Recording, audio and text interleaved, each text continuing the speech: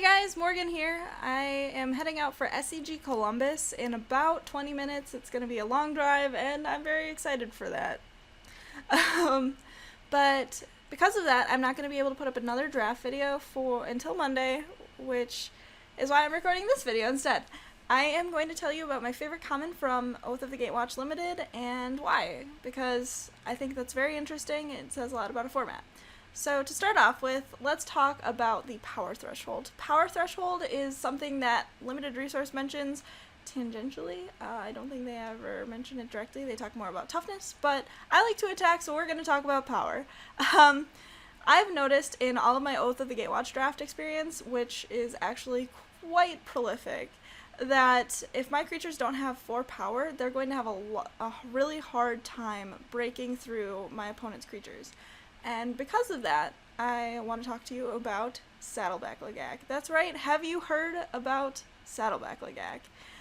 It's my favorite common in Oath of the Gatewatch Limited, not only because I like to say its name, but also because I think it's a fairly powerful one. Saddleback Lagak is a 3/1 for 4 that enters the battlefield and supports 2.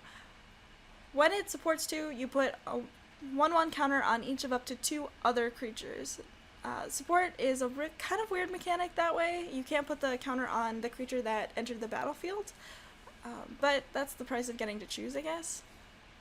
Anyway, Saddleback Lagak is a really great way to kind of bridge your curve into the late game. So what Saddleback Lagak does is it makes your 2-drop and your 3-drop into more formidable creatures, which is pretty powerful. It's fine around the late game, and it's a reasonable body on its own, especially if you have multiple Saddleback Lagaks, because another Saddleback Lagak will put it up to a 4/2, which, you know, is belligerent whiptail territory, guys.